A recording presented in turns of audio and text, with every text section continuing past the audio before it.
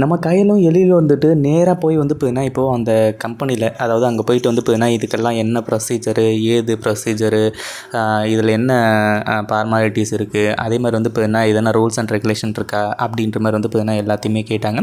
அதே மாதிரி வந்து பார்த்தீங்கன்னா எத்தனை பேர் வேணாலும் கலந்துக்கலாம், அந்தந்த போட்டிக்கு தகுந்த மாதிரி வந்து பார்த்தீங்கன்னா ஆளுங்களை வந்து சூஸ் பண்ணிப்பாங்க அப்படி இப்படிங்கிற மாதிரி வந்து பார்த்தீங்கன்னா எல்லாத்தையுமே தெளிவாக சொல்லியிருந்தாங்க.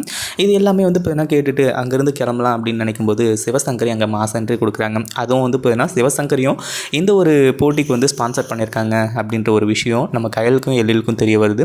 அப்போது நம்மளை நேற்று வந்து பார்த்தீங்கன்னா இங்கே வரக்கூடாது, அது மட்டும் இல்லாமல் நீங்கள் தகுதி இல்லாதவங்க அப்படின்ற மாதிரி வந்து பார்த்தீங்கன்னா இங்கேருந்து நம்மளை துரத்துனதுக்கு ரீசன் என்னன்னு சொல்லிட்டு இப்போ புரிஞ்சு போச்சு அப்படின்ற மாதிரி வந்து நம்ம எழில் வந்து சொல்ல ஆரம்பிச்சுறாங்க. அதே மாதிரி வந்து பார்த்தீங்கன்னா இவங்க தான் அதுக்கு காரணம், நம்ம 2 பேரும் இதில் கலந்துக்கிட்டு அந்த 5 லட்ச ரூபா ப்ரைஸ் மணியை வின் பண்ணிட்டோம் அப்படின்னா அதுக்கப்புறம் நம்ம நினச்ச மாதிரி வந்து பார்த்தீங்கன்னா சாதிச்சிருவோம் இல்லையா, அதுக்காக தான் வந்து பார்த்தீங்கன்னா இப்படி பண்ணியிருக்காங்க அப்படின்ற மாதிரி வந்து சொல்கிறாங்க. கடைசியில் வந்து பார்த்தீங்கன்னா அவங்க 2 பேரோட முகத்துலையும் கரிய பூசத்துக்காக கண்டிப்பாக நம்ம கையிலும் எழிலும் வின் பண்ணுவாங்க. இதை பற்றி நீங்கள் என்ன நினைக்கிறீங்க? இந்த வீடியோ பிடிச்சிருந்தா லைக் பண்ணுங்கள், ஷேர் பண்ணுங்கள். இப்போ தான் நம்ம சேனலுக்கு ஃபர்ஸ்ட் டைம் வரீங்க அப்படின்னா கீழே இருக்க சப்ஸ்கிரைப் பட்டனை ப்ரெஸ் பண்ணிக்கோங்க.